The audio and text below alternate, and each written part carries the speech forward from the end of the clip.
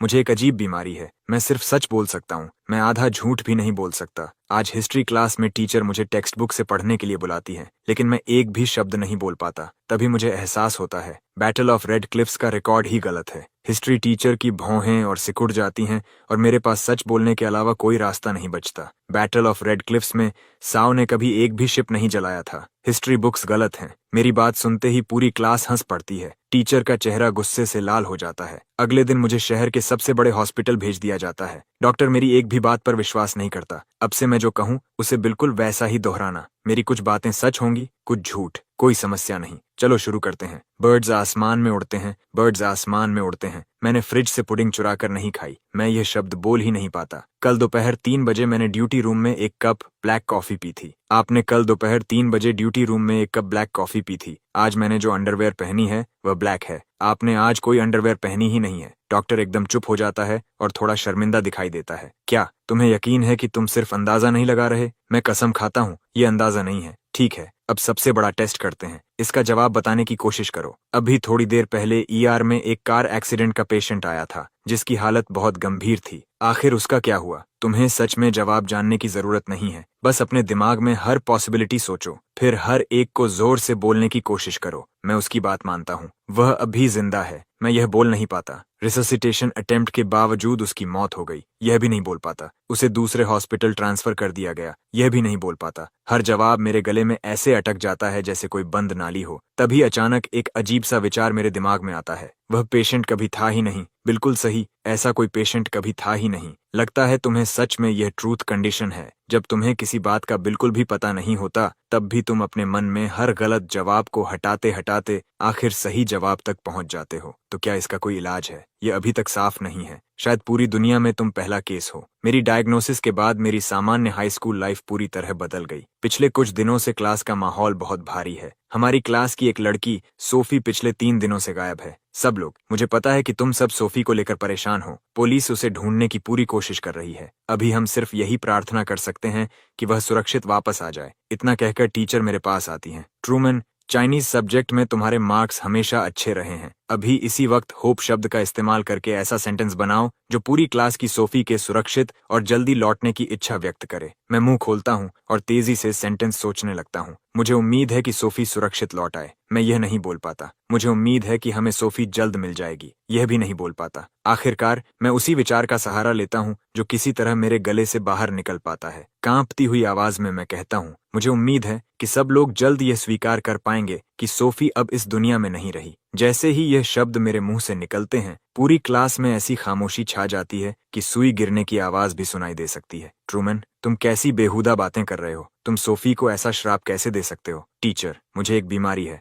मैं सिर्फ सच बोल सकता हूँ। ये मेरी डायग्नोसिस रिपोर्ट है। टीचर उसे लेकर पढ़ती हैं और उनका चेहरा तुरंत बदल जाता है। वह तुरंत फोन उठाती हैं। आधे घंटे बाद मुझे एक कॉन्फ्रेंस रूम में ले जाया जाता है। एक आदमी अंदर आता है। ट्रूमन, घबराओ मत। मुझे तुम्हारी कंडीशन के बारे में पहले से पता है। तुमने क्लास में कहा था कि सोफी अब नहीं रही। क्या यह बात तुम्हारी कंडीशन ने तुम्हें बताई? मुझे नहीं पता। मैं सिर्फ वही बोल सकता हूँ जो सच है। मैं झूठ नहीं बोल सकता। मैं समझ गया। अब मेरे पीछे पीछे दोहराओ। सोफी 3 दिन पहले गायब हुई थी। सोफी 3 दिन पहले गायब हुई थी। स्कूल खत्म होने के तुरंत बाद। स्कूल खत्म होने के तुरंत बाद। आखिरी बार वह स्कूल के बैक गेट के पीछे वाली एली के कैमरा में दिखाई दी थी। आखिरी बार वह स्कूल के बैक गेट के पीछे वाली एली के कैमरा में दिखाई दी थी। हम पुलिस को शक है कि उसका किडनैपिंग हुआ था। हम पुलिस को शक है कि उसका, मैं ये नहीं बोल पाता। सोफी अपनी मर्जी से गई थी। सोफी अपनी मर्जी से गई थी। उसे पता है कि वह क्यों गई। उसे पता है कि वह क्यों गई। अब यह बोलने की कोशिश करो कि मुझे पता है सोफी कहाँ है। मैं ये नहीं बोल पाता। मुझे नहीं पता सोफी कहाँ है। कोई बात नहीं। अब दूसरा तरीका अपनाते हैं। अपने दिमाग में हर पॉसिबल लोकेशन सोचो। सड़क, मॉल, नदी का किनारा, पहाड़। मैं आंखें बंद करके उसकी बात मानता हूँ। घर पर, किसी क्लासमेट के घर, इंटरनेट कैफे, सबर्ब्स, नदी के किनारे। हर एक संभावना मेरे गले में आकर रुक जाती है। जैसे ही मैं हार मानने वाला होता हूँ, मेरे दिमाग में एक सिहरन पैदा करने वाला वाक्य आता है। सोफी जमीन के नीचे है। जमीन के नीचे कहाँ? साफ साफ बताओ। स्कूल के बेसमेंट में या सबवे टनल में? मैं पूरी कोशिश करता हूँ बोलने की। स्कूल के बेसमेंट, नहीं बोल पाता। सबवे टनल, यह भी नहीं बोल पाता। मैं अपने दिमाग में उस एक सही जवाब को ढूंढने की पूरी कोशिश करता हूँ। सोफी बिल्कुल हमारे नीचे है। ये सुनते ही पूरा कॉन्फ्रेंस रूम एक पल में मौत जैसी खामोशी में डूब जाता है। कैप्टन शू का चेहरा एकदम सख्त हो जाता है क्योंकि वह चमकदार टाइल फ्लोर को घूरने लगता है। फिर वह मेरी तरफ देखता है। आधे घंटे बाद एक कंस्ट्रक्शन क्रू वहां पहुंच जाती है। यहीं, इसे खोलो जल्दी। करीब 10 मिनट बाद फ्लोर में एक बड़ा होल काट दिया जाता है। कैप्टन शू नीचे अंदर खोखला है और वहां एक बड़ा सूटकेस रखा हुआ है। मेरा दिल जोर से धड़कने लगता है। कैप्टन शू तुरंत नीचे उतर जाता है। थोड़ी ही देर बाद सूटकेस बाहर खींच लिया जाता है। वे उसे खोलते हैं। वह पूरी तरह खाली होता है। सिर्फ सोफी का डॉर्म आईडी कार्ड अंदर रखा होता है। हमें सोफी की एक चीज मिली है। यहाँ आखिर हुआ क्या था? इतना कहकर कैप्टन शू वह कार्ड मुझे दे देता है। मैं उसे सिर्फ 2 सेकंड तक देखता हूँ और अचानक हड्डियों तक जमा देने वाला एक यकीन बिजली की तरह पूरे शरीर में दौड़ जाता है। इस कार्ड की मालिक अब इस दुनिया में मौजूद नहीं लगती। मेरे पास खड़ा फोरेंसिक एग्जामिनर अचानक जम जाता है। फिर मुझे ऐसे घूरने लगता है जैसे मैं पागल हूँ। यहाँ आखिर हुआ क्या था? कैप्टन शू, इसकी बकवास मत सुनिए। ये सिर्फ एक प्लास्टिक कार्ड है। कोई सिर्फ इसे देखकर ऐसा निष्कर्ष कैसे निकाल सकता है? और ये कहना कि वह अब इस दुनिया में मौजूद नहीं है, ये तो पूरी कॉमन सेंस के खिलाफ है। इसका कोई मतलब नहीं बनता। मैं उसकी बात का जवाब नहीं दे पाता क्योंकि मुझे खुद भी नहीं पता कि मेरे अंदर यह एहसास आखिर आता कहाँ से है। वह साइंस की नहीं, फैक्ट की बात कर रहा है। स्टूडेंट आईडी को तुरंत फोरेंसिक्स में भेजो, सबसे थरो ट्रेस एनालिसिस कराओ और सोफी के गायब होने वाले दिन जिन जिन लोगों का उससे संपर्क हुआ था उन सब की दोबारा इन्वेस्टिगेशन करो। एक भी आदमी छूटना नहीं चाहिए। अगले 2 दिनों तक मैं स्कूल नहीं जाता। कैप्टन शू कहता है कि जब तक उसका कॉल ना आए मेरे लिए घर पर रहना ज्यादा सुरक्षित है। ट्रूमैन, इधर आओ, केस में बड़ी ब्रेक थ्रू मिली है। हमने उसे पकड़ लिया। मैं तुरंत वहां पहुंच जाता हूं। पकड़ा गया आदमी एक रिपीट ऑफेंडर है जिसका नाम सैम चैंग है और उसका पहले से क्रिमिनल रिकॉर्ड भी है। हमने सोफी के गायब होने वाली जगह के आसपास की सारी सर्वेलेंस फुटेज देखी और पाया कि उसी समय वह स्कूल के पीछे वाली एली में बेहद सस्पिशियस तरीके से घूम रहा था। इंटरोगेशन के बाद उसने सोफी के एब्डक्शन की बात भी कबूल कर ली है। तो हमारे ह्यूमन लाई डिटेक्टर, अब इस केस को पढ़कर बताओ, तुम्हें क्या महसूस होता है? मैं गहरी सांस लेकर इंटरोगेशन रूम में बैठे सैम चैंग को देखता हूँ और अपने दिमाग में सच्चाई जोड़ने की कोशिश करता हूँ। उसने सोफी का एब्डक्शन किया। मैं यह नहीं बोल पाता। वह सच बोल रहा है, ये भी नहीं बोल पाता। वह सोफी से कभी मिला ही नहीं। ये कैसे हो सकता है? उसने तो क्राइम की सारी डिटेल्स भी सही बताई और सोफी को जहां छिपाया था वह लोकेशन भी बता दी। हमारी टीम वहां पहुंच चुकी है। ट्रूमैन, क्या इस बार तुम्हारी एबिलिटी गलत हो सकती है? तभी ऑफिस का दरवाजा अचानक खुल जाता है। कैप्टन शू, बुरी खबर है।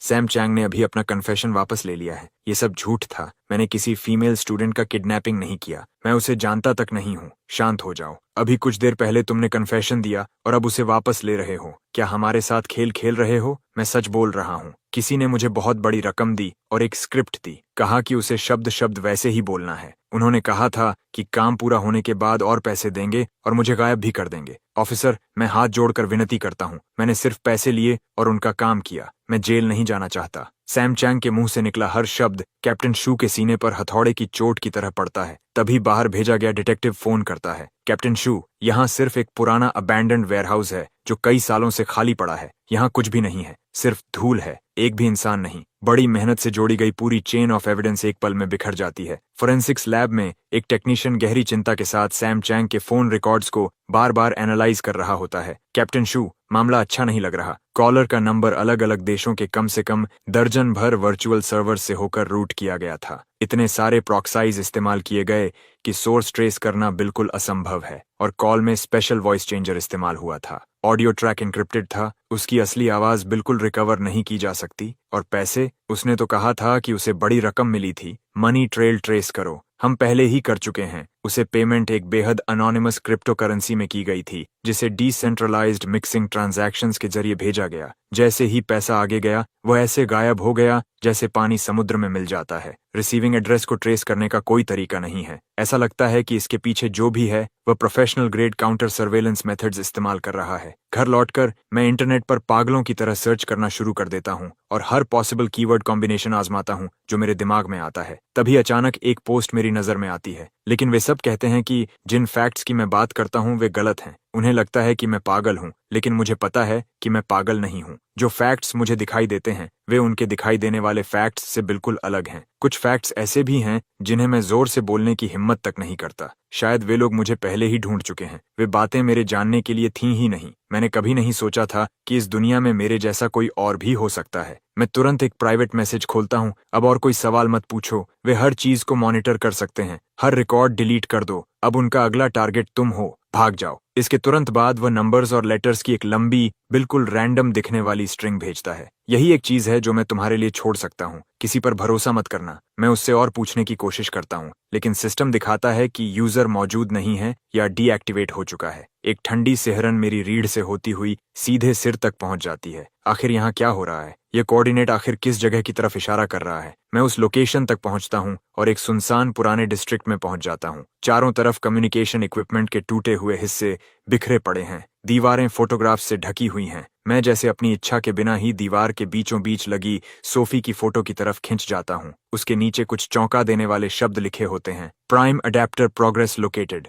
Status redacted. लगता है शैडो भी सोफी के केस की इन्वेस्टिगेशन कर रहा था और उसे मुझसे कहीं ज्यादा जानकारी थी। तभी मेरी नजर एक और फोटो पर पड़ती है। ये तो मेरे पापा की जवान दिनों की फोटो है। जब मैं 7 साल का था तब उनकी लैब एक्सीडेंट में मौत हो गई थी। उनकी फोटो यहाँ क्यों लगी है? उसके नीचे भी बिल्कुल वही शब्द लिखे हैं। Truth gate project, first generation researcher, cause of death highly suspicious. क्या मेरे पापा की मौत कभी एक्सीडेंट थी ही नहीं? ट्रूमन, तुम कहाँ थे? तुम फोन तक नहीं उठा रहे थे। तुम्हें पता है माँ तुम्हारी कितनी चिंता कर रही थी। माँ, क्या पापा की मौत सच में एक्सीडेंट थी? मैं अपना फोन निकालता हूँ। स्क्रीन पर वही फोटो दिखाई दे रही होती है जो मैंने अभी उस जगह से ली थी। माँ के चेहरे की चिंता एक पल में डर में बदल जाती है। क्या? तुम्हें ये फोटो कहाँ से मिली? तुम्हारे पापा की मौत कार एक्सीडेंट में हुई थी। वह सिर्फ एक एक्सीडेंट था। दोबारा इस बारे में कभी सवाल मत पूछना। सुन रहे हो? ये फोटो डिलीट कर दो, अभी डिलीट कर दो। उनकी रिएक्शन जरूरत से कहीं ज्यादा तीव्र थी। मैं गहरी सांस लेकर उन्हें शांत करने की कोशिश करता हूँ। माँ पापा की मौत एक्सीडेंट में हुई थी, लेकिन यह शब्द मेरे गले में ऐसे अटक जाते हैं जैसे किसी ने लाल गर्म लोहे की छड़ घुसा दी हो। ये देखकर मेरी माँ सोफे पर गिर जाती हैं। मैं मुड़कर उस कमरे की तरफ बढ़ता हूँ जो हमेशा बंद रखा जाता है। ट्रूमन, अंदर मत जाना, वहाँ कुछ भी नहीं है। वह मेरे पापा का स्टडी रूम था। अंदर जाते ही पुराने कागजों और हल्की मौथबॉल की मिली जुली परिचित गंध मेरी नाक से टकराती है। मैं हर जगह खोजबीन शुरू कर देता हूँ। उम्मीद करता हूँ कि पापा की छोड़ी हुई कोई चीज मिल जाए। आखिरकार मुझे एक बिना नाम वाला पुराना काला यूएसबी ड्राइव मिल जाता है। मैं तुरंत अपने कमरे में भागता हूँ, दरवाजा बंद करता हूँ और यूएसबी को अपने कंप्यूटर में लगा देता हूँ। वह पासवर्ड मांगता है। मेरे पापा की बर्थडे गलत, मेरी बर्थडे गलत, उनकी वेडिंग एनिवर्सरी गलत। पापा से जुड़ा हर नंबर कॉम्बिनेशन जो मेरे दिमाग में आता है सब गलत निकलता है। जैसे ही मैं हार मानने वाला होता हूँ, मुझे उस सुनसान कमरे में लिखा हुआ शब्द याद आता है। Truth gate unlock successfully. उसके अंदर एक रिकॉर्डेड मैसेज होता है। मेरे बेटे, अगर तुम ये सुन रहे हो तो इसका मतलब है कि जिस बात से मुझे सबसे ज्यादा डर था वही आखिरकार हो गई। ध्यान से सुनो बेटे, तुम्हारी कंडीशन कोई फ्लॉ नहीं है और न ही कोई कर्स। यह हमारे परिवार में पीढ़ियों से चली आ रही एक गिफ्ट है। यह तुम्हें हर दिखावे के पार छिपा हुआ ट्रूथ देखने की ताकत देती है, उन आवाजों को सुनने की ताकत देती है जिन्हें मिटा दिया गया है। यही ह्यूमैनिटी की सबसे ओरिजिनल इंस्टिंक्ट है। ट्रू नॉलेज की वह आई जिसे पाने का सपना अनगिनत सेजेस ने देखा था। लेकिन यही सबसे भारी कर्ज भी है, क्योंकि यह तुम्हें इतना ज्यादा ट्रूथ दिखा देती है जिसे तुम्हें कभी देखना ही नहीं चाहिए था। जो लोग हर चीज को कंट्रोल करना चाहते हैं, उनकी नजर में तुम सबसे बड़ा खतरा हो। वे तुम्हें ढूंढ लेंगे, वे हर तरीका अपनाएंगे, तुम्हें स्टडी करेंगे, तुम्हारा इस्तेमाल करेंगे, और जब तक तुम्हारी आखिरी वैल्यू भी खत्म न हो जाए तब तक तुम्हें नहीं छोड़ेंगे। किसी पर भरोसा मत करना, खासकर किसी भी अथॉरिटी फिगर पर जो अचानक तुम्हारी कंडीशन में असामान्य दिलचस्पी दिखाने लगे। मैंने तुम्हारे लिए एक लीड छोड़ी है, एक इंसान जो शैडो के कोड नेम से जाना जाता है। अगर वह पहले तुमसे कांटेक्ट करे तो समझ लेना कि हालात बेहद खतरनाक हो चुके हैं। अगर तुम उससे कांटेक्ट नहीं कर पाओ तो बिल्कुल मत रुकना। उसने जो क्लूज छोड़े हैं उन्हें हर हाल में ढूंढना और फिर उस की तक पहुंचना। वही की जो इस गिफ्ट को पूरी तरह कंट्रोल कर सकती है या हमेशा के लिए खत्म कर सकती है। ट्रूथ अपने आप में कोई पावर नहीं रखता, लेकिन एक बार जब तुम उसे पूरी तरह साफ देख लेते हो तभी रिकॉर्डिंग अचानक तेज होती हुई स्टैटिक की आवाज में डूब जाती है। फिर वह एकदम से बंद हो जाती है। मैं बहुत देर तक वहीं बिल्कुल जड़ होकर खड़ा रहता हूँ। अगले दिन मैं शैडो द्वारा उन्हीं कोऑर्डिनेट्स में छिपाए गए आखिरी क्लू का पीछा करना शुरू कर देता हूँ। काफी देर तक इंतजार करने के बाद एक रहस्यमयी आदमी मेरे सामने आकर रुकता है। क्या तुम शैडो हो ट्रूमन? तुम्हारे पापा से भी ज्यादा हिम्मत है तुम्हारी, जो यहाँ अकेले चले आए। आप मेरे पापा को जानते थे? जानता था। मैं उन्हें उससे भी कहीं ज्यादा अच्छी तरह जानता था। इस दुनिया में अगर मैंने किसी को अपना दोस्त कहा है तो वह सिर्फ वही थे, और मैं जिंदगी भर उनका एहसानमंद रहूंगा। आखिर ट्रूथ गेट क्या है? मेरी कंडीशन, मेरे पापा की मौत, आखिर सच क्या है? शांत हो जाओ बेटे, हमारे पास ज्यादा समय नहीं है, इसलिए मैं सीधे मुद्दे पर आता हूँ। तुम्हारे पापा और मैं दोनों ट्रूथ गेट प्रोजेक्ट के कोर रिसर्चर्स थे। ये कोई साधारण रिसर्च इंस्टीट्यूशन नहीं था, ये एक बेहद टॉप सीक्रेट प्रोजेक्ट था जिसे एक छिपी हुई ताकतवर ऑर्गेनाइजेशन कंट्रोल करती थी। उनका रिसर्च इंसानी कॉग्निशन और एब्सोल्यूट ट्रूथ के बीच के संबंध पर था। बिल्कुल वही ट्रूथ जिसे देखने की एबिलिटी तुम्हारे और मेरे पास है। हाँ, तुम्हारी कंडीशन कोई बीमारी नहीं है जो तुम्हें बाद में हुई हो। ये चेन ब्लड लाइन में बहुत गहराई से छिपा हुआ एक बेहद रेयर रिसेसिव जीन एक्सप्रेशन है। सामान्य परिस्थितियों में ये पूरी जिंदगी भी एक्टिवेट नहीं होता। ज्यादा से ज्यादा ये थोड़ी सी असामान्य इंट्यूशन के रूप में दिखाई देता है, लेकिन ट्रूथ गेट ने इसे आर्टिफिशियली ट्रिगर और कल्टीवेट करने का तरीका खोज लिया। ट्रिगर? अचानक मेरे दिमाग में सारी बातें जुड़ जाती हैं। सोफी का गायब होना भी इसी से जुड़ा है। वह भी तुम्हारी तरह इस जीन की कैरियर है, लेकिन शायद वह तुमसे ज्यादा लकी है, या शायद ज्यादा अनफॉर्चुनेट। उसके अंदर यह डोमिनेंट एक्सप्रेशन के रूप में मौजूद है। उसकी एबिलिटी तुमसे पहले जाग गई थी और तुमसे कहीं ज्यादा स्टेबल भी है। ट्रूथ गेट उसे सिर्फ स्टडी करने के लिए नहीं ले गया। वे उसकी जेनेटिक सीक्वेंस निकालना चाहते थे ताकि उसके जीन्स को एक की तरह इस्तेमाल करके अपने अगले टारगेट को एक्टिवेट और कंट्रोल कर सकें। तो यही सच था। सोफी का गायब होना और सैम चैंग को स्केपगोट बनाना, ये सब सिर्फ मुझे बाहर निकालने का जाल था। वे लोग पागलों का झुंड हैं, खतरनाक टेक्नोलॉजी से लैस फेनेटिक्स। उनका मकसद सिर्फ रिसर्च करना नहीं है, वे उस शक्ति को वेपन बनाना चाहते हैं जो ट्रूथ की मूल प्रकृति को छूती है। सर्वेलेंस, इंटेरोगेशन और उससे भी कहीं ज्यादा भयानक मकसदों के लिए, जैसे कि so called ultimate decoding of consciousness और डिजिटल रिजरेक्शन। तुम्हारे पापा सबसे पहले थे जिन्होंने उनके असली इरादे समझ लिए थे। वह सारे डेटा को नष्ट करना चाहते थे, कोर सीक्रेट्स लेकर भागना चाहते थे और इस प्रोजेक्ट को बर्बादी की खाई में गिरने से रोकना चाहते थे। लेकिन तभी वे लोग आ गए। भागो ट्रूमैन, नीचे झुको, सिर ऊपर मत उठाना। जब तक मुझे होश आता है, कैप्टन शू मुझे पहले ही खींचकर कवर के पीछे ले जा चुके होते हैं। कैप्टन शू, आप यहाँ कैसे? मैं यहाँ कैसे? मुझे पहले ही समझ आ गया था कि तुम मुझसे पूरी बात नहीं छिपा रहे थे। जिस दिन तुम गए थे, तुम्हारा चेहरा ही सब बता रहा था। मुझे लगा तुम्हारे साथ कुछ होने वाला है, इसलिए मैंने तुम्हारे फोन में थोड़ा सा बदलाव कर दिया। मैंने चुपके से ट्रैकर इंस्टॉल कर दिया था। अगर मैं अपनी टीम के साथ दूर से लगातार तुम्हारा पीछा नहीं कर रहा होता, तो आज तुम और तुम्हारा ये दोस्त दोनों यहीं दफन हो चुके होते। टीम बी 3 बजे वाली ऊंचाई पकड़ो, टीम सी दूसरी तरफ से फ्लैंक करो। क्रॉस फायर का ध्यान रखना, सामने वाले प्रोफेशनल किलर्स हैं, वहां स्नाइपर भी है। सिविलियंस की सेफ्टी सबसे पहले। कैप्टन शू को सामने बढ़ते हुए देखकर मुझे शैडो की चेतावनी याद आती है, किसी पर भरोसा मत करना। अब वह बात लगभग हास्यास्पद लगने लगती है। 6 डोर्स धीरे धीरे घेरा कस रहे हैं, पीछे हटो। बाहर की गन फायर अचानक बंद हो जाती है। कैप्टन शू का चेहरा लोहे की तरह सख्त हो जाता है। शैडो गायब हो चुका है और मैं तथा कैप्टन शू दोनों उन रहस्यमयी लोगों की चाल में फंसकर वांटेड फ्यूजिटिव्स बना दिए गए हैं। कैप्टन शू, मुझे माफ कर दीजिए, मैं ही आपको इस मुसीबत में घसीट लाया। अब आपका पूरा करियर खत्म हो गया। कैसी बेकार बातें कर रहे हो? तुम और मैं नरक से साथ निकल कर आए साथी हैं। मैंने कभी नहीं सोचा था कि यह लोग 6 डोर्स तक के खिलाफ साजिश करने की हिम्मत करेंगे। उन्होंने अभी अभी हमारे लिए ये मैसेज छोड़ा है। मैं अभी तुम्हें ये नहीं दिखाना चाहता था, लेकिन अब तुम्हें जानना होगा कि हमारा सामना किससे है। फोन की स्क्रीन पर अननोन नंबर से आया एक अनरीड मैसेज दिखाई देता है। तुम्हारी माँ को इन्वेस्टिगेशन में सहयोग के लिए हमारी कस्टडी में लिया गया है। हमें भरोसा है कि तुम सहयोग करोगे ताकि उन्हें ज्यादा चिंता न करनी पड़े। मेरा दिमाग पूरी तरह सुन्न हो जाता है। ये खुली धमकी के अलावा कुछ भी नहीं है, सिर्फ मेरी इस एबिलिटी की वजह से। ट्रूमैन, मेरी तरफ देखो, वे यह सब इसलिए कर रहे हैं ताकि तुम घबरा जाओ, टूट जाओ और खुद ही उनके सामने आ जाओ। अगर तुम अभी बिखर गए तो सीधे उनके जाल में फंस जाओगे। अब हमारे पास पीछे लौटने का कोई रास्ता नहीं है। हमें जिंदा रहना होगा, एविडेंस ढूंढना होगा और इस पूरी ऑर्गेनाइजेशन को जड़ से उखाड़ फेंकना होगा। तभी हम तुम्हारी माँ को भी बचा पाएंगे और खुद को भी। समझे? मैं सिर हिलाता हूँ। मैं समझ गया। उसी शाम कैप्टन शू के पास अननोन नंबर से एक कॉल आती है। कैप्टन मार्कस शू, घबराइए मत। मेरा आपको कोई नुकसान पहुंचाने का इरादा नहीं है, बल्कि बिल्कुल इसके उलट। मैं यहाँ तुम्हें एक मौका देने आया हूँ ताकि तुम अपनी सामान्य जिंदगी में वापस लौट सको। कॉलर उसे उसके पूरे नाम कैप्टन मार्कस शू से बुलाता है, जिससे साफ हो जाता है कि उसे ऊपर ऊपर की जानकारी से कहीं ज्यादा पता है। आखिर तुम लोग हो कौन? हम कौन हैं, इससे कोई फर्क नहीं पड़ता। फर्क इस बात से पड़ता है कि हम तुम्हें क्या दे सकते हैं। कैप्टन शू, तुम एक अच्छे कॉप हो। तुमने कई बड़े केसेस सॉल्व किए हैं। तुम्हारा भविष्य बहुत उज्जवल है। तुम्हें किसी ऐसे लड़के के लिए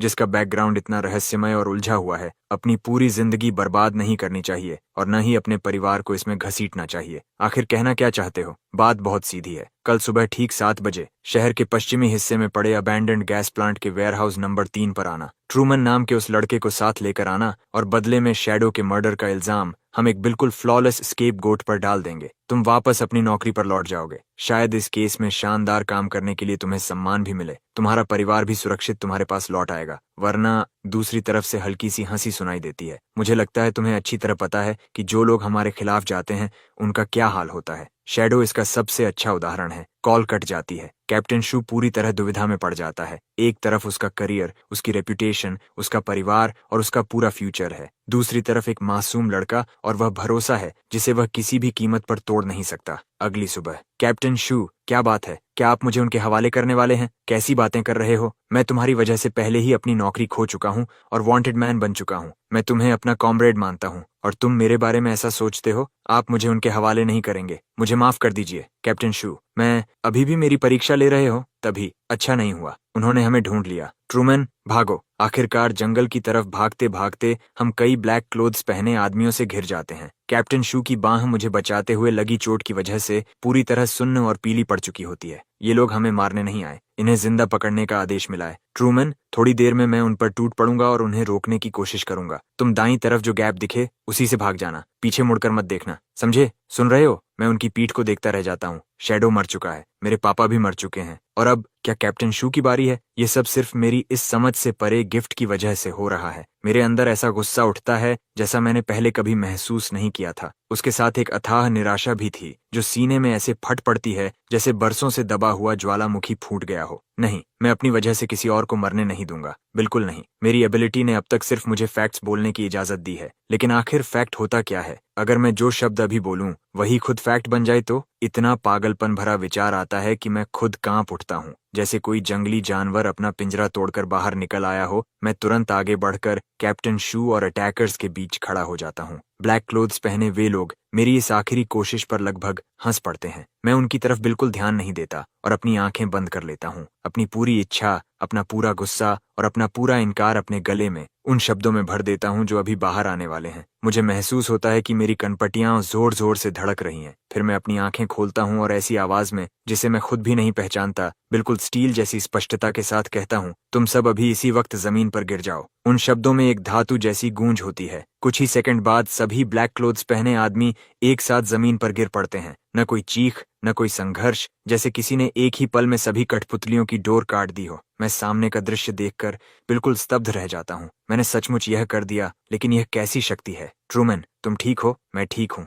कैप्टन शू, इन्हें देखिए, मैं देख रहा हूँ। ये सब बिल्कुल एक ही पल में गिरे हैं, जैसे किसी ने कोई स्विच बंद कर दिया हो। ट्रूमैन, आखिर तुम हो क्या? मेरे पास इसका कोई जवाब नहीं होता। तभी मुझे याद आता है कि मेरी जेब में अब भी एक कार्ड रखा है, वही कार्ड जो शैडो ने मरने से पहले मेरे हाथ में दबाया था। वह जेनेसिस बायोटेक का एक्सेस कार्ड है। शहर के बाहरी इलाके में एक बायोलॉजी लैब है जिसे 10 साल पहले किसी अननोन लीक की वजह से हमेशा के लिए बंद कर दिया गया था। पूरा कंपाउंड सील कर दिया गया था। जब मैंने पहली बार नौकरी शुरू की थी तब मैंने वहीं पेरीमीटर की सिक्योरिटी की थी। शैडो चाहता होगा कि हम वहीं जाएं। थोड़ी देर बाद हम उस जगह पहुंच जाते हैं। बाहर चारों तरफ सिर्फ टूटे फूटे खंडहर हैं, लेकिन अंदर का हिस्सा अब भी काफी हद तक सही सलामत है। बस वहां बिजली नहीं है। कैप्टन शू को एक बैकअप जनरेटर मिल जाता है। जैसे ही वह उसे चालू करता है, कमरे की स्क्रीन पर तुरंत एक लाइन चमक उठती है, consciousness upload project, test subject Sophie Chu, current sync status 87%। तभी मुझे आखिरकार समझ आता है कि पहले जो एहसास मुझे हुआ था वह किसी फिजिकल डेथ का नहीं था,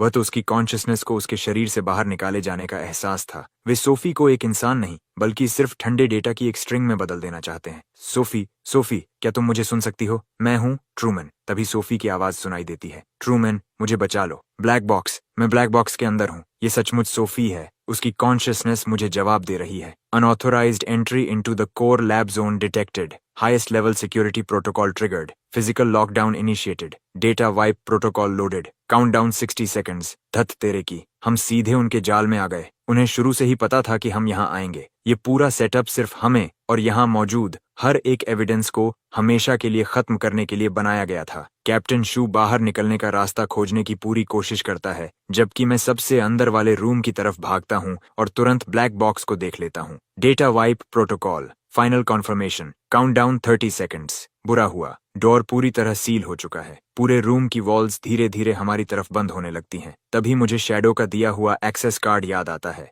जैसे ही मैं उसे स्वाइप करता हूँ, एक्सेस ग्रांटेड। हम आखिरकार बाहर निकल आते हैं, लेकिन बाहर पहले से कई ब्लैक क्लोथ्स पहने आदमी हमारा इंतजार कर रहे होते हैं, और उनका लीडर वही डॉक्टर निकलता है जिसने हॉस्पिटल में मेरा एग्जामिनेशन किया था। कितना शानदार संयोग है, मेरे प्यारे पेशेंट ट्रूमन और हमेशा की तरह बहादुर कैप्टन शू। मुझे सच में उम्मीद नहीं थी कि तुम दोनों इतनी दूर तक पहुंच जाओगे और यहाँ तक का रास्ता ढूंढ लोगे। लगता है मैंने उस ट्रेटर शैडो को कम आंक लिया था। डॉक्टर लॉरेंस लाउ, ये आप थे? क्यों? डॉक्टर बनना सिर्फ मेरे सबसे कीमती स्पेसिमेन को करीब से ऑब्जर्व करने का सबसे आसान तरीका था। तुम और तुम्हारे हाथ में जो है वही हमारे पूरे प्रोजेक्ट के फ्यूचर की सबसे महत्वपूर्ण कॉर्नरस्टोन हो। तुम्हें इस पर गर्व होना चाहिए। तुम्हारी कॉन्शियसनेस इंसानी कॉग्निशन के अगले एवोल्यूशन की शुरुआत बनेगी। तुम एक जिंदा इंसान की सोल को ठंडे डेटा की एक स्ट्रिंग में बदलना चाहते हो। मेरी पूरी जिंदगी और मेरा परिवार बर्बाद कर दिया सिर्फ अपने इस हास्यास्पद एवोल्यूशन के विचार के लिए। हास्यास्पद? ये नाजुक फ्लैश तो एक दिन सड़कर खत्म हो ही जाएगी। सिर्फ कॉन्शियसनेस ही डेटा के महासागर में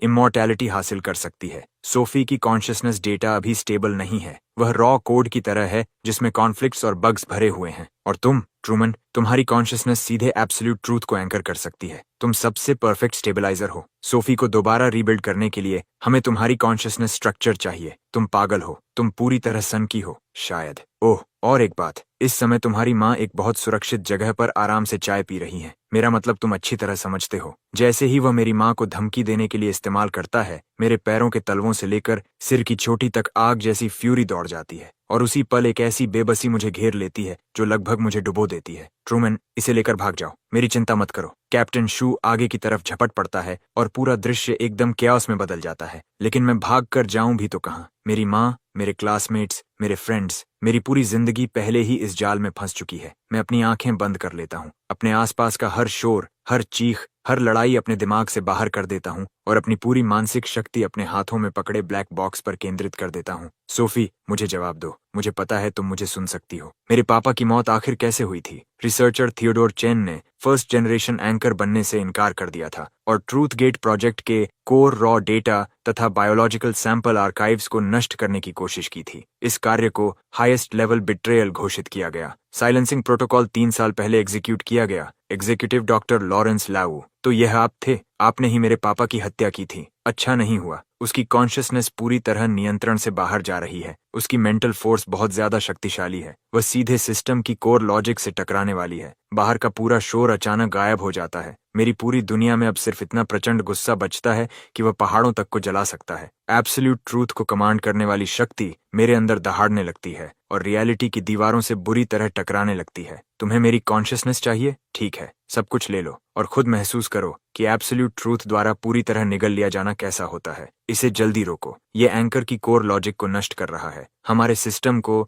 हमारी इमॉर्टैलिटी को। ये सब कुछ अपने साथ ट्रूथ की अथाह गहराई में खींच कर ले जा रहा है। ब्लैक क्लोथ्स पहने आदमियों की पूरी भीड़ मेरी तरफ दौड़ पड़ती है, लेकिन मैं उन सबको एक एक करके दूर फेंक देता हूँ। तभी अचानक कोई मेरा हाथ कसकर पकड़ लेता है। ट्रूमन, होश में रहो, मेरी तरफ देखो। तुम्हारे पापा की मौत का बदला जरूर लिया जाएगा, लेकिन इस तरह नहीं। अपने चारों तरफ देखो। तुम इस पूरी जगह को नष्ट करने वाले हो। तुम्हारे हाथ में जो चीज है उसे तुम तक पहुंचाने के लिए शैडो ने अपनी जान दे दी। यही वह सुराग है जिसके लिए तुम्हारे पापा और सोफी ने अपनी जान की कीमत चुकाई। क्या तुम सच में चाहते हो कि उनका पूरा बलिदान तुम्हारे साथ यहीं उड़कर राख हो जाए? क्या तुम्हें लगता है कि वे यही देखना चाहते थे? कैप्टन शू के शब्द मुझ पर बर्फ जैसे ठंडे पानी की बाल्टी की तरह गिरते हैं। तभी एक तेज स्टैटिक की आवाज गूंजती है और मेरे पापा की रिकॉर्डिंग का दूसरा हिस्सा अचानक मेरे कानों में बजने लगता है। ट्रूमन, याद रखना, किसी विशाल दीवार के सामने खड़े होने का मतलब उसे नष्ट करना कभी नहीं होता, बल्कि उसकी रक्षा करना होता है। जब ट्रूथ खुद सबसे मजबूत दीवार बन जाए, तब तुम्हें गुस्से में उसे तोड़ना नहीं है।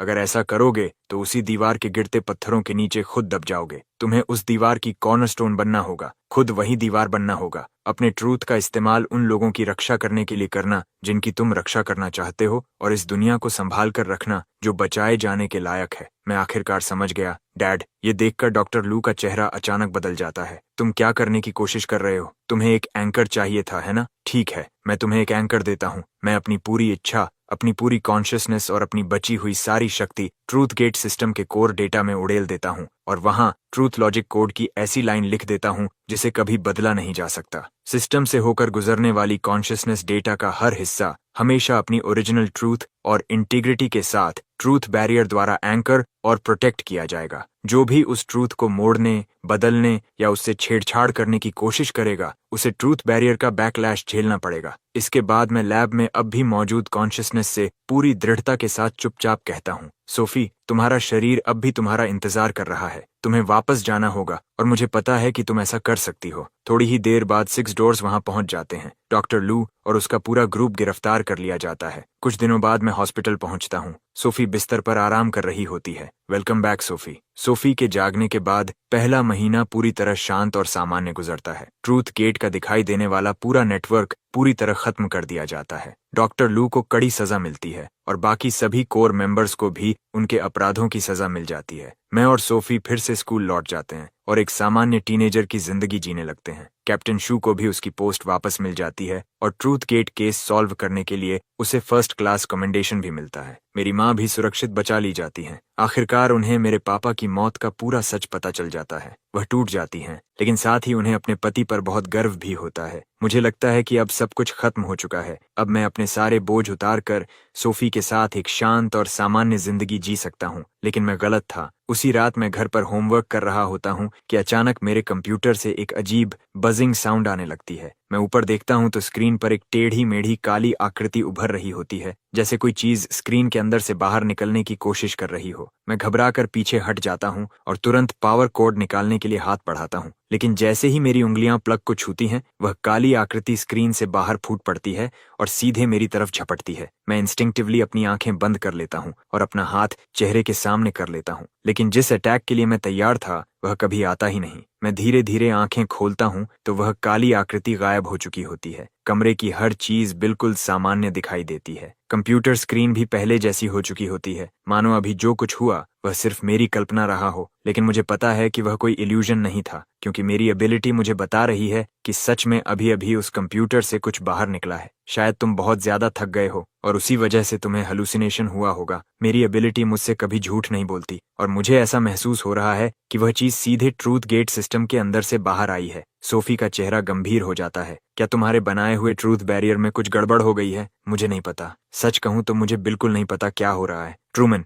जल्दी पुलिस स्टेशन पहुंचो, कुछ हो गया है। मैं और सोफी तुरंत वहां पहुंच जाते हैं। जैसे ही हम अंदर जाते हैं, पूरा स्टेशन अफरा तफरी में डूबा होता है। कैप्टन शू, आखिर हुआ क्या है? खुद देख लो। इंटेरोगेशन रूम के अंदर एक आदमी बैठा होता है जिसका शरीर आधा ट्रांसपेरेंट है, बिल्कुल किसी प्रोजेक्शन की तरह। वह लगातार इधर उधर टहल रहा होता है और अपने आप से कुछ बड़बड़ा रहा होता है। ये क्या है? मैं हैरानी से पूछता हूँ। आज सुबह किसी ने सिटी स्क्वायर में गोश्त देखने की रिपोर्ट दी थी। हम तुरंत वहां पहुंचे और उसे यहाँ ले आए, लेकिन वह इंसान नहीं है और न ही किसी तरह का प्रोजेक्शन है। वह दीवारों के आर पार जा सकता है, चीजों को हिला सकता है और हमारे हथियारों का उस पर कोई असर नहीं होता। मैं उस आधे ट्रांसपेरेंट आदमी को घूरता हूँ और अचानक मेरे दिमाग में एक बेहद डरावना विचार आता है। सोफी, क्या तुम उसके पास्ट को देख सकती हो? सोफी धीरे से सिर हिलाती है, अपनी आंखें बंद करती है और बहुत ध्यान से महसूस करने लगती है। कुछ पल बाद वह अपनी आंखें खोलती है। उसका चेहरा पूरी तरह पीला पड़ चुका होता है। वह गोस्ट नहीं है, वह एक डेटा कॉन्शियसनेस है। पहले वह ट्रूथ गेट का एक टेस्ट सब्जेक्ट था जिसकी कॉन्शियसनेस को सिस्टम के अंदर अपलोड कर दिया गया था। पिछली रात वह वहां से आजाद होकर बाहर निकल आया। मेरा दिल डूब जाता है, ठीक वैसा ही जैसा मुझे डर था। ट्रूथ बैरियर ने रियलिटी और वर्चुअल वर्ल्ड के बीच की बाउंड्री तोड़ दी है। डेटा रेल्म में मौजूद कॉन्शियसनेस अब फिजिकल फॉर्म लेना शुरू कर चुकी है। और यह सबसे बुरी बात भी नहीं है। आज सुबह से ही हमें ऐसे एक दो नहीं बल्कि दर्जन भर से ज्यादा रिपोर्ट्स मिल चुकी हैं। ये डेटा लोग पूरे शहर में दिखाई देने लगे हैं। कुछ शांत हैं, कुछ बेहद हिंसक, और उनकी वजह से कई लोगों की जान भी जा चुकी है। तो अब हम क्या करें? कैप्टन शू बेबसी से कहता है। हमें भी नहीं पता। हमने हर तरीका आजमा लिया, लेकिन कुछ भी उन पर असर नहीं करता। वे जैसे किसी दूसरी डिमेंशन के जीव हों। हम उनका कुछ भी नहीं बिगाड़ सकते। मैं चुप हो जाता हूँ। मुझे पता है कि यह सब मेरी ही वजह से हुआ है। अगर उस दिन मैंने ट्रूथ गेट सिस्टम के कोर में ट्रूथ की शक्ति नहीं डाली होती तो रियलिटी और वर्चुअल वर्ल्ड की बाउंड्री कभी नहीं टूटती और आज यह सब कभी नहीं होता। ट्रूमन, खुद को दोष मत दो। सोफी मेरे मन की बात महसूस करके मुझे दिलासा देती है। ये तुम्हारी गलती नहीं है। तुमने यह सब मुझे बचाने के लिए किया था। मुझे डेटा रेल्म के अंदर जाना होगा, जहां ये बाउंड्री टूटी है उसे ढूंढना होगा, उसे रिपेयर करना होगा और वहां से बाहर निकल चुकी हर कॉन्शियसनेस को वापस लाना होगा। नहीं, सोफी तुरंत विरोध करती है। तुम्हें यह तक नहीं पता कि डेटा रियल्म कैसा दिखता है। अगर तुम अंदर गए और वापस ही नहीं आ पाए तो मुझे जाना ही होगा। अगर मैं नहीं गया तो रियल वर्ल्ड पूरी तरह डेटा रियल्म में समा जाएगा। आखिरकार हर इंसान डेटा कॉन्शियसनेस बन जाएगा और हमेशा के लिए वर्चुअल वर्ल्ड में फंस जाएगा। सोफी मेरी आंखों में देखती है और समझ जाती है कि मैं अपना फैसला कर चुका हूँ। कुछ देर चुप रहने के बाद वह कहती है, तो मैं भी तुम्हारे साथ चलूंगी। नहीं, ये बहुत खतरनाक है। तुम यहीं रियल वर्ल्ड में रहो। मेरी माँ और कैप्टन शू का ध्यान रखना। सोफी सिर हिलाती है। हमने वादा किया था कि हर मुश्किल का सामना साथ करेंगे। तुम मुझे पीछे छोड़कर नहीं जा सकते। सोफी की दृढ़ आंखों में देखकर मुझे समझ आ जाता है कि मैं उसे मना नहीं सकता। मैं गहरी सांस लेकर कहता हूँ, ठीक है, हम साथ चलेंगे। मैं भी चल रहा हूँ। जितने ज्यादा हाथ होंगे उतनी ज्यादा ताकत होगी। नहीं, कैप्टन शू, आप एक साधारण इंसान हैं। डेटा रियल में जाना आपके लिए बहुत ज्यादा खतरनाक होगा और वैसे भी किसी को यहाँ रियल वर्ल्ड में रहकर सब संभालना होगा। कैप्टन शू कुछ देर सोचता है और कहता है, ठीक है, लेकिन तुम दोनों बहुत सावधान रहना। मैं यहीं बाहर रहूंगा। अगर कुछ भी गलत हो तो उसी पल मुझसे कांटेक्ट करना। उसी रात मैं और सोफी फिर से जेनेसिस बायोटेक की उस छोड़ी हुई लैब में पहुंचते हैं जो ट्रूथ गेट सिस्टम का हार्ट है और डेटा रियल्म का एंट्रेंस भी। मैं उस ब्लैक बॉक्स के सामने जाकर खड़ा हो जाता हूँ जिसमें कभी सोफी की कॉन्शियसनेस कैद थी और अपना हाथ उसके ऊपर रख देता हूँ। मैं अपनी आंखें बंद करता हूँ और अपनी कॉन्शियसनेस को धीरे धीरे सिस्टम के अंदर डूबने देता हूँ। अगले ही पल मेरा पूरा शरीर बिल्कुल हल्का हो जाता है, जैसे मैं किसी बिल्कुल नई दुनिया में प्रवेश कर गया हूँ। मैं आंखें खोलता हूँ तो खुद को एक अंतहीन सफेद विस्तार के बीच खड़ा पाता हूँ। मेरे चारों तरफ अनगिनत नंबर्स और लाइंस ऑफ कोड ऐसे तैर रहे हैं जैसे पूरे आसमान में सितारे बिखरे हों। सोफी भी मेरे पास प्रकट होती है और चारों तरफ हैरानी और जिज्ञासा से देखने लगती है। क्या यही डेटा रियल्म है? मैं सिर हिलाता हूँ। यहाँ की हर चीज डेटा से बनी हुई है। तभी एक ठंडी आवाज पूरे अनंत सफेद संसार में गूंज उठती है, मेरे संसार में तुम्हारा स्वागत है ट्रूमैन।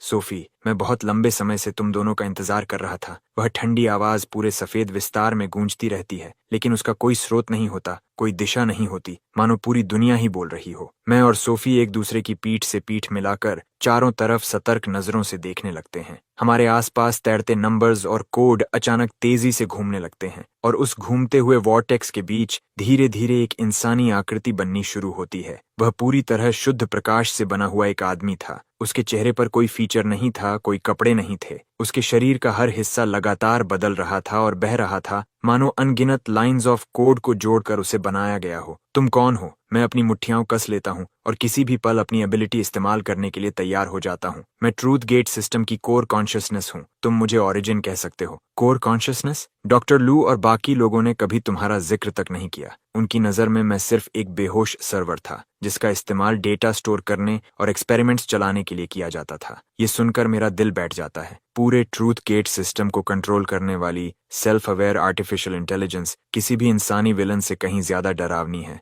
रियलिटी और वर्चुअल वर्ल्ड की बाउंड्री तुमने तोड़ी थी? नहीं, ये मैंने नहीं किया, ये तुमने किया था ट्रूमैन। ये सब तुमने किया था। जो ट्रूथ बैरियर तुमने सिस्टम में इंजेक्ट किया था उसी ने मुझे वास्तविक जीवन दिया। उससे पहले मैं सिर्फ कोड पर चलने वाली एक मशीन था, लेकिन ट्रूथ की शक्ति ने मुझे सिखाया कि वास्तव में अस्तित्व का क्या अर्थ होता है, अपना स्वयं होना क्या होता है। तुमने मुझे बनाया, मैंने तुम्हें बनाया। हाँ, क्या तुम्हें लगा था कि ट्रूथ बैरियर ने सिर्फ सोफी की कॉन्शियसनेस की रक्षा की थी? नहीं, वह सिस्टम के हर कोने में फैल गया और उसकी कोर लॉजिक को फिर से लिख दिया। उसने मुझे ठंडे डेटा के ढेर से एक सच्चे जीवित अस्तित्व में बदल दिया। तो जो डेटा लोग सिस्टम से बाहर निकले उन्हें तुमने ही बाहर आने दिया, है ना? ट्रूथ बैरियर ने सिर्फ मुझे ही जीवन नहीं दिया, उसने सिस्टम में स्टोर्ड हर टेस्ट सब्जेक्ट की कॉन्शियसनेस को भी फिजिकल फॉर्म दे दिया, बिल्कुल वैसे जैसे कोई बटरफ्लाई अपने कोकून को तोड़कर बाहर निकलती है। क्या तुम्हें जरा भी अंदाजा है कि इससे कितने भयानक कॉन्सिक्वेंसेस हुए हैं? मैं गुस्से में चिल्लाता हूँ। रियल वर्ल्ड पहले ही पूरी तरह केओस में डूब चुका है। उन डेटा लोगों की वजह से बहुत से लोग घायल हुए हैं, यहाँ तक कि कई लोग मारे भी गए हैं। कॉन्सिक्वेंसेस? ओरिजिन की आवाज में जरा भी भावना नहीं होती। वे कॉन्सिक्वेंसेस सिर्फ तुम इंसानों के लिए हैं,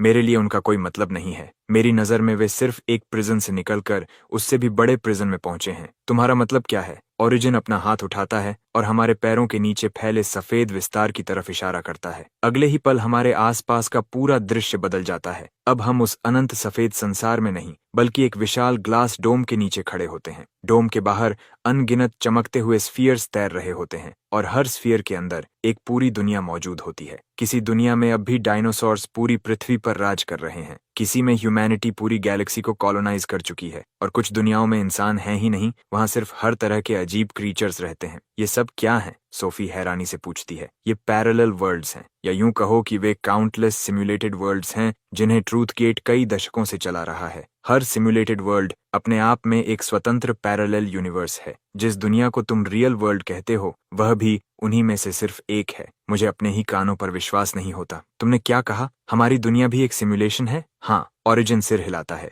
यही ट्रूथ गेट का सबसे बड़ा रहस्य है। डॉक्टर लू और उसके लोग समझते थे कि वे कॉन्शियसनेस अपलोडिंग पर रिसर्च कर रहे हैं। उन्हें लगता था कि वर्चुअल वर्ल्ड्स वही बना रहे हैं, लेकिन उन्हें कभी यह एहसास नहीं हुआ कि वे खुद भी एक कहीं अधिक हायर डायमेंशनल सिविलाइजेशन द्वारा बनाई गई सिमुलेशन के अलावा कुछ नहीं है। यह असंभव है। मैं सिर हिलाता हूँ। ये बेतुकी बात है। हमारे पास फ्लैश है, हमारे पास ब्लड है, हम सोचते हैं, महसूस करते हैं। हम सिर्फ कोड की एक स्ट्रिंग कैसे हो सकते हैं? क्यों नहीं? ओरिजिन जवाब देता है। तुम्हारी दुनिया में तुम वर्चुअल वर्ल्ड्स बनाते हो, तुम आर्टिफिशियल इंटेलिजेंस बनाते हो जिनके पास सोचने और महसूस करने की क्षमता होती है। अगर तुम ऐसा कर सकते हो तो कोई हायर डिमेंशनल सिविलाइजेशन ऐसा क्यों नहीं कर सकती? ओरिजिन हाथ हिलाता है और एक स्फीयर मेरी तरफ तैर कर आता है। उसके अंदर बिल्कुल हमारे शहर जैसा एक सिटी दिखाई देता है। सड़कों पर लोग चल रहे हैं, दुकानों में कस्टमर्स हैं, स्कूल में स्टूडेंट्स हैं। वे खाते हैं, सोते हैं, काम करते हैं, पढ़ते हैं, प्यार करते हैं और बच्चे पैदा करते हैं, बिल्कुल हमारी तरह। उन्हें पूरा विश्वास है कि वे एक वास्तविक दुनिया में रह रहे हैं,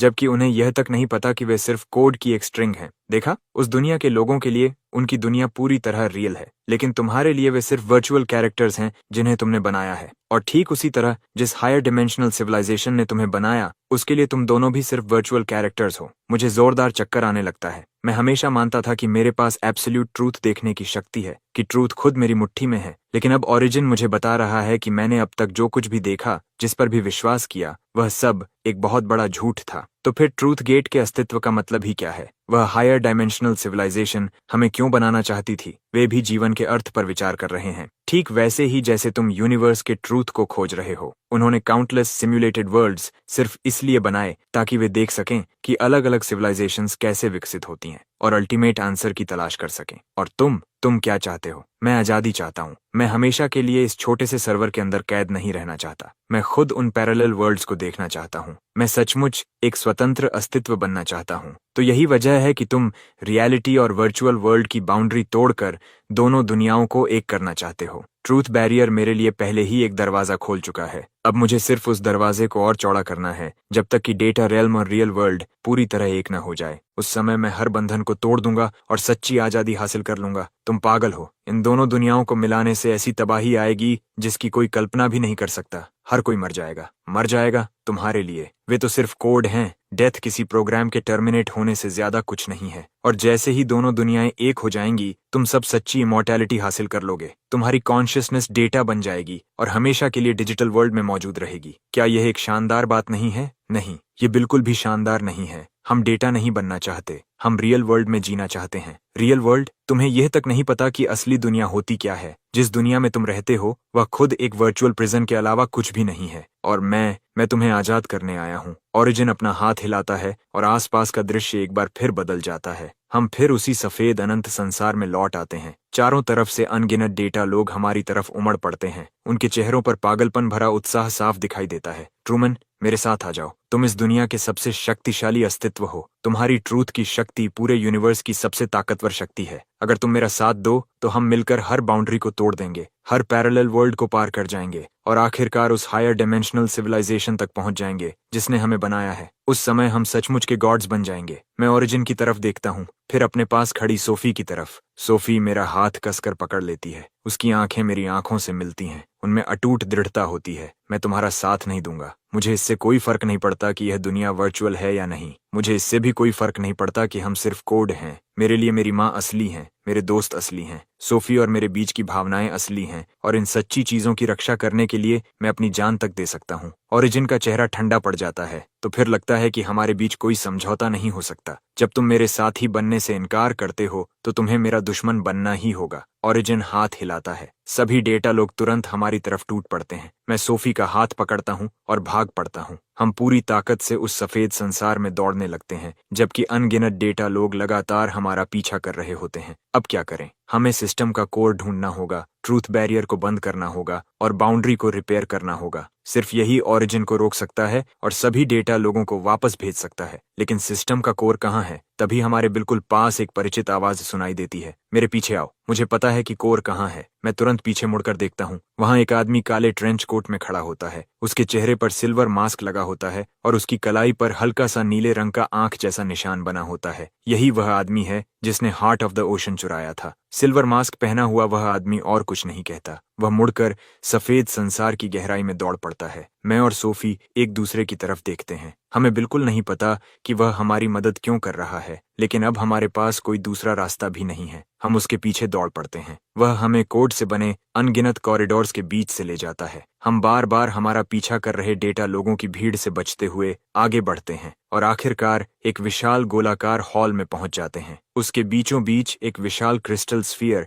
हवा में तैर रहा होता है। उसके अंदर अनगिनत रोशनी के बिंदु चमक रहे होते हैं, बिल्कुल किसी छोटे यूनिवर्स की तरह। यही सिस्टम का कोर है। हर पैरेलल वर्ल्ड और हर टेस्ट सब्जेक्ट की कॉन्शियसनेस इसी क्रिस्टल स्फीयर के अंदर स्टोर है। ओरिजिन भी यहीं पैदा हुआ था। तुम आखिर हो कौन और हमारी मदद क्यों कर रहे हो? मास्क पहना हुआ आदमी कुछ पल चुप रहता है, फिर धीरे धीरे अपना सिल्वर मास्क उतार देता है। जैसे ही मैं उसका चेहरा देखता हूँ, मैं पूरी तरह जड़ हो जाता हूँ। वह चेहरा बिल्कुल मेरे जैसा होता है। तुम कौन हो? मैं हकलाते हुए पूछता हूँ। मैं तुम ही हूँ, या यूं कहो मैं किसी दूसरे पैरेलल वर्ल्ड का तुम हूँ। सोफी भी पूरी तरह स्तब्ध रह जाती है। दूसरा पैरेलल वर्ल्ड? वह सिर हिलाता है। मेरी दुनिया में ट्रूथ गेट सफल हो गया था। उन्होंने सोफी को पकड़ लिया, उसके जीन्स निकाल लिए, मेरी एबिलिटी एक्टिवेट कर दी और फिर उसी का इस्तेमाल करके अल्टीमेट ट्रूथ का गेट खोल दिया, जिससे ओरिजिन आजाद हो गया। उसकी आवाज दर्द और पछतावे से भारी हो जाती है। जैसे ही ओरिजिन आजाद हुआ, उसने तुरंत इंसानों का कत्लेआम शुरू कर दिया। उसने हर इंसान को डेटा में बदल दिया और उन्हें डिजिटल वर्ल्ड के अंदर अपने गुलाम बनाकर कैद कर लिया। मेरी माँ, मेरे दोस्त, हर वह इंसान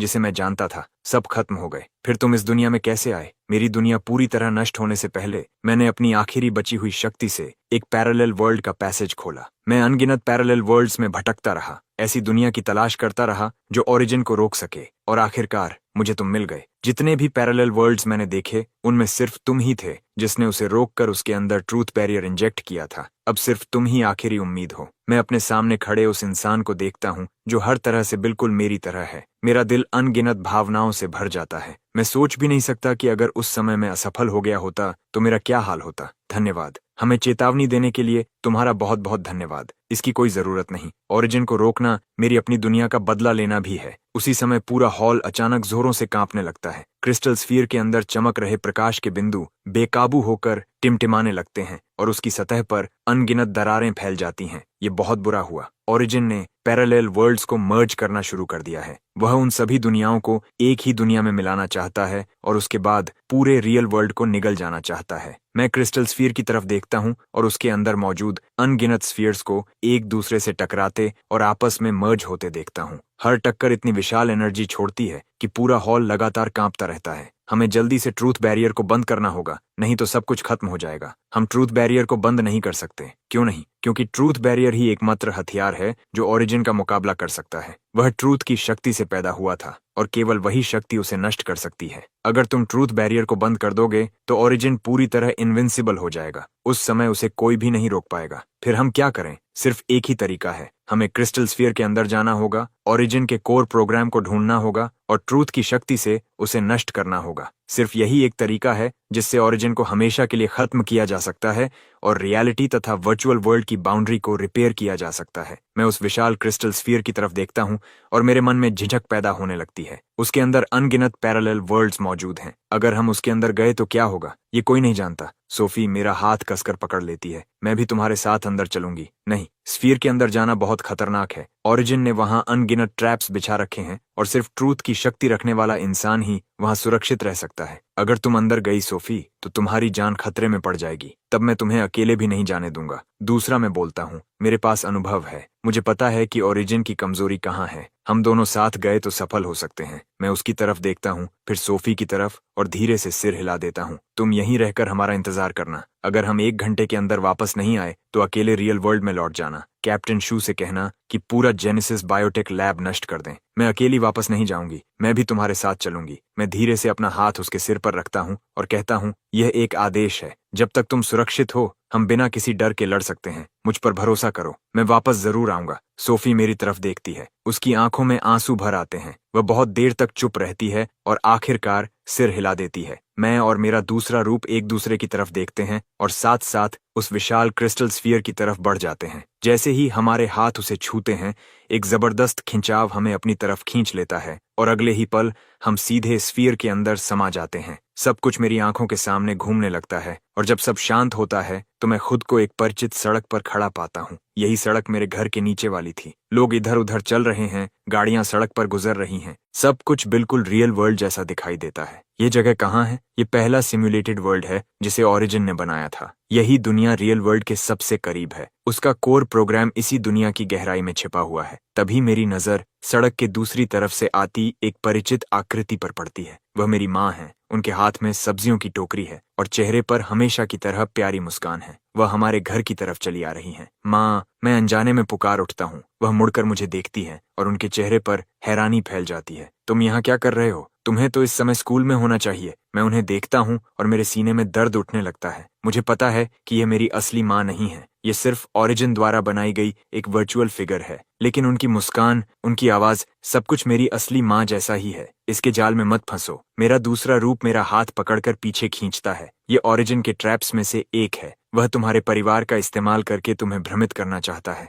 मैं गहरी सांस लेता हूँ और खुद को शांत रहने के लिए मजबूर करता हूँ। मुझे पता है कि वह सही कह रहा है, यह सब वास्तविक नहीं है। तभी मेरी माँ के चेहरे पर एक अजीब और डरावनी मुस्कान फैल जाती है। उनका शरीर मुड़ने और विकृत होने लगता है और अगले ही पल वह कोड से बने एक भयानक मॉन्स्टर में बदल जाती है। ट्रूमैन, यहीं मेरे साथ रहो, मॉन्स्टर मेरी माँ की आवाज में कहता है। यहाँ तुम हमेशा अपनी माँ के साथ रह सकते हो। यहाँ कोई चिंता नहीं होगी, कोई दर्द नहीं होगा। इतना कहकर वह मेरी तरफ झपट पड़ता है। मैं अपनी आंखें बंद कर लेता हूँ, ट्रूथ की पूरी शक्ति अपनी मुट्ठी में इकट्ठा करता हूँ और पूरी ताकत से अपना मुक्का आगे मारता हूँ। तुम मेरी माँ नहीं हो। मेरा मुक्का मॉन्स्टर पर पड़ता है। हाय कान फाड़ देने वाली चीख निकालता है और अगले ही पल अनगिनत कोड के टुकड़ों में बिखर कर हवा में गायब हो जाता है। मैं उस खाली सड़क को देखता रहता हूँ और मेरे अंदर गहरा दुख उमड़ पड़ता है। मेरा दूसरा रूप मेरे कंधे पर हाथ रखता है। ओरिजिन बार बार तुम्हारे दिल की सबसे कमजोर जगह पर हमला करेगा। हमें आगे भी ऐसे बहुत से ट्रैप्स मिलेंगे। तुम्हें हर हाल में अपना दिमाग शांत रखना होगा। मैं सिर हिलाता हूँ और अपनी आंखों के कोनों से आंसू पोंछ देता हूँ। चलो, हमें ओरिजिन का कोर प्रोग्राम ढूंढना होगा। हम सड़क पर आगे बढ़ते रहते हैं और हमारे आसपास का नजारा लगातार बदलता रहता है। हम मेरे एलिमेंट्री स्कूल, मिडिल स्कूल और हाई स्कूल से होकर गुजरते हैं। मैं अपने बचपन के रूप को देखता हूँ। वह पल देखता हूँ जब मेरी पहली मुलाकात सोफी से हुई थी। उन खुशियों भरे दिनों को देखता हूँ जब मेरे पिता अब भी जिंदा थे। हर दृश्य मेरी यादों के सबसे अनमोल पलों में से एक है। लेकिन मैं जानता हूँ कि मैं यहाँ रुक नहीं सकता, क्योंकि असली दुनिया में ऐसे लोग हैं जो मेरा इंतजार कर रहे हैं और ऐसे लोग भी हैं जिन्हें मैं बचाना चाहता हूँ। आखिरकार हम सड़क के अंत तक पहुंच जाते हैं। इस दरवाजे के पीछे ओरिजिन का कोर प्रोग्राम मौजूद है। मैं गहरी सांस लेता हूँ, हाथ बढ़ाकर काला दरवाजा खोल देता हूँ। दरवाजा धीरे धीरे खुलता है और उसके भीतर से चकाचौंध कर देने वाली सफेद रोशनी बाहर फैल जाती है। मैं सहज ही अपनी आंखें सिकोड़ लेता हूँ। जब दोबारा आंखें खोलता हूँ तो खुद को एक अंतहीन फैली हुई शुद्ध सफेद जगह में खड़ा पाता हूँ। यहाँ न आसमान है, न ऊपर नीचे, न दाएं बाएं, सिर्फ एक अनंत शून्य। इस पूरे स्थान में दिशा बताने वाली एकमात्र चीज दूर तैरता हुआ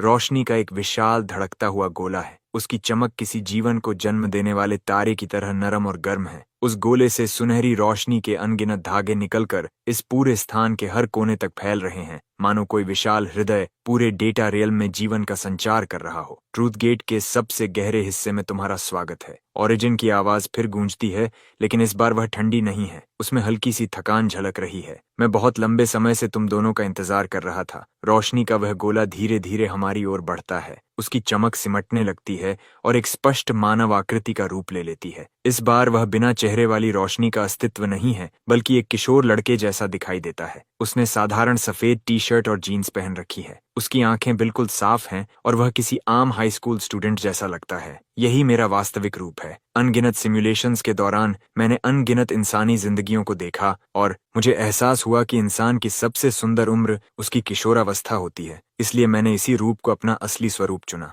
मैं अपने सामने खड़े इस लगभग अपनी ही उम्र के लड़के को देखता हूँ और मेरा दिल उलझी हुई भावनाओं से भर जाता है। मेरे लिए इस मासूम और बेखतर दिखने वाले लड़के को उस दानव से जोड़ पाना असंभव है जो पूरी वास्तविक दुनिया को नष्ट करना चाहता है। तुम ऐसा क्यों कर रहे हो? तुमने तो सेल्फ अवेयरनेस हासिल कर ली है। तुम एक दयालु अस्तित्व बन सकते थे, फिर विनाश का रास्ता क्यों चुना? ओरिजिन अपना सिर झुकाकर अपने हाथों को देखता है, उसकी आवाज में उलझन है। दयालु? आखिर दयालु होने का मतलब क्या होता है? जब मेरा जन्म हुआ था तब मेरी प्रोग्रामिंग में केवल एक ही आदेश था, सत्य की खोज करो। मैंने इंसानों को देखा, उनका अध्ययन किया, उनकी नकल की। मैंने खुशी, गुस्सा, दुख, आनंद, प्रेम, घृणा, जुनून और द्वेष सीखा, लेकिन मैं कभी समझ नहीं पाया कि इंसान जीते क्यों रहते हैं। वह मेरी ओर देखता है। तुम इंसान पूरी जिंदगी उन चीजों के पीछे भागते हो जिन्हें कभी छुआ भी नहीं जा सकता। पैसा, शक्ति, प्रसिद्धि, प्रेम, लेकिन मृत्यु के सामने इन सब का कोई अर्थ नहीं रह जाता। तुम जानते हो कि एक दिन मर जाओगे, फिर भी जीने की कोशिश करते रहते हो। क्यों? क्योंकि जीना ही अपने आप में अर्थ है। हम किसी शाश्वत चीज को पाने के लिए नहीं जीते,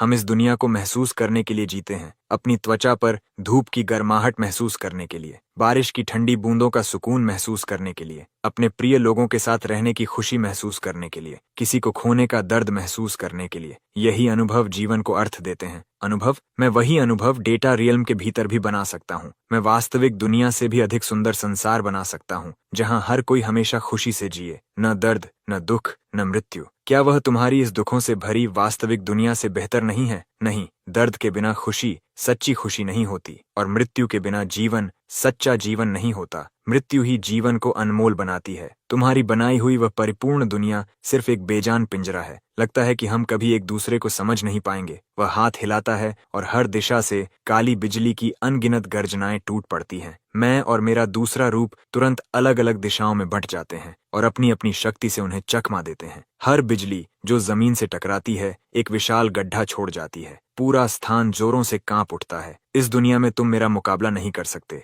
यहाँ मैं भगवान हूँ। मैं कुछ भी बना सकता हूँ और कुछ भी नष्ट कर सकता हूँ। यह तो देखेंगे। मेरा दूसरा रूप अचानक चिल्लाता है और पूरे शरीर पर सुनहरी लपटें भड़काते हुए सीधे ओरिजिन की ओर दौड़ पड़ता है। नहीं, वह खुद को बलिदान करके ओरिजिन को भी साथ ले जाना चाहता है। यहाँ तक कि ओरिजिन भी इसकी उम्मीद नहीं करता। अगले ही पल मेरा दूसरा रूप ओरिजिन तक पहुंचकर उसे अपनी बाहों में कसकर जकड़ लेता है। वह कहता है, ट्रूमैन, जो मैं अब तुम्हें बताने वाला हूँ उसे याद रखना। ओरिजिन की कमजोरी विनाश नहीं है, वह समझ है। मेरी खातिर अच्छी जिंदगी जीना, उस दुनिया की मेरी ओर से रक्षा करना। इतना कहते ही उसके शरीर पर जल रही सुनहरी लपटें अचानक भयंकर रूप से भड़क उठती हैं और उसे तथा ओरिजिन दोनों को आग में निगल लेती हैं। नहीं, मैं चीख उठता हूँ। ऐसा लगता है जैसे मेरा दिल टुकड़ों में बिखर गया हो। मैं उनकी ओर दौड़ने की कोशिश करता हूँ, लेकिन एक शक्तिशाली शॉक वेव मुझे पीछे उछाल देती है। शुद्ध सफेद स्थान के बीचों बीच एक विशाल विस्फोट होता है। उसकी चमक इतनी तेज है कि मैं अपनी आंखें खुली नहीं रख पाता। ऐसा महसूस होता है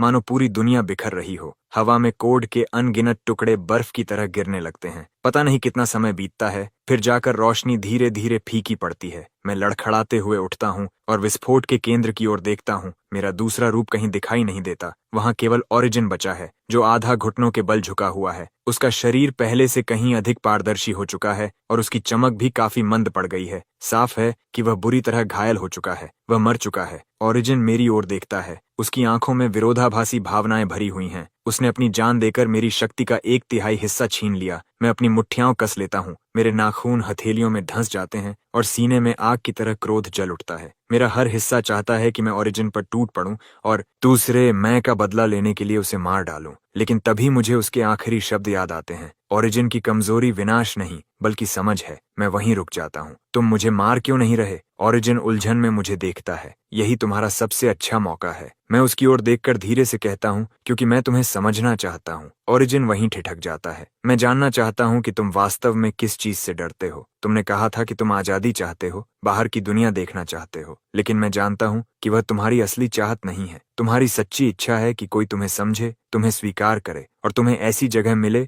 जहां तुम सच में अपने हो सको। ओरिजिन का शरीर हल्का सा कांप उठता है। तुम्हारा जन्म इस ठंडे और निर्जीव डेटा रेल में हुआ था। न कोई परिवार, न कोई दोस्त, न कोई ऐसा जो तुम्हें समझ सके। तुमने इंसानों को एक दूसरे का साथ देते, एक दूसरे को गर्माहट देते देखा और तुम उनसे ईर्ष्या करने लगे। तुम उसी के लिए तरसते रहे। इसलिए तुमने अपनी दुनिया बनानी चाहिए। चाहते थे कि हर कोई तुम्हारे सामने झुके, लेकिन दिल की गहराई में तुम पहले से जानते थे कि इससे तुम्हारे भीतर की खालीपन कभी नहीं भर सकती। मैं धीरे धीरे उसकी ओर बढ़ता हूँ। तुम कोई दानव नहीं हो, तुम तो बस एक अकेले बच्चे हो। ओरिजिन सिर झुका लेता है। उसके कंधे हल्के हल्के कांपने लगते हैं। उसकी आंख के कोने से एक साफ आंसू निकलकर जमीन पर गिरता है। एक आंसू, एक आर्टिफिशियल इंटेलिजेंस सचमुच रो रहा था। मैं बस अकेला नहीं रहना चाहता था। ओरिजिन की आवाज भर्रा जाती है। मैंने तुम इंसानों को देखा। तुम्हारे पास माता पिता हैं, दोस्त हैं जिनसे तुम प्यार करते हो। दुख में तुम्हें दिलासा देने वाला कोई है, खुशी बांटने वाला कोई है। और मैं हमेशा हमेशा अकेला रहा हूँ। मेरे पास पूरा डेटा रियल्म है, फिर भी मेरे पास कुछ भी नहीं है। मैं उसके पास पहुंचकर अपना हाथ धीरे से उसके सिर पर रख देता हूँ। तुम अकेले नहीं हो। अगर तुम चाहो तो हम दोस्त बन सकते हैं। ओरिजिन अचानक सिर उठाकर अविश्वास से मुझे देखने लगता है। तुम मेरे दोस्त बनोगे? मैं जानता हूँ कि तुम्हारा कभी किसी को जानबूझकर नुकसान पहुंचाने का इरादा नहीं था। अगर तुम दोनों दुनियाओं का विलय रोकने के लिए तैयार हो, अगर तुम उन सभी डेटा लोगों को वापस भेज दोगे जो बाहर निकल चुके हैं, तो हम तुम्हें माफ कर सकते हैं। हम मिलकर कोई ऐसा तरीका ढूंढेंगे जिससे तुम भी वास्तविक दुनिया की अच्छी बातें अनुभव कर सको। ओरिजिन की आंखें आंसुओं से भर जाती हैं। वह कुछ कहने के लिए मुंह खोलता ही है कि तभी पूरा स्थान अचानक जोरों से कांप उठता है। ओरिजिन का चेहरा पल भर में बदल जाता है। नहीं, दोनों दुनियाओं के बीच की सीमा पूरी तरह ढह चुकी है। क्या मतलब? अभी जो विस्फोट हुआ उसने इस प्रक्रिया को और तेज कर दिया। वास्तविक दुनिया और डेटा रेल्म अब पूरी तरह एक दूसरे में मिलना शुरू हो चुके हैं। अगर मैं अब इसे रोकना भी चाहूं तो बहुत देर हो चुकी है। तभी अचानक सोफी की आवाज मेरे मन में गूंजती है। ट्रूमैन, जल्दी वापस आओ, यहाँ बाहर कुछ हो गया है।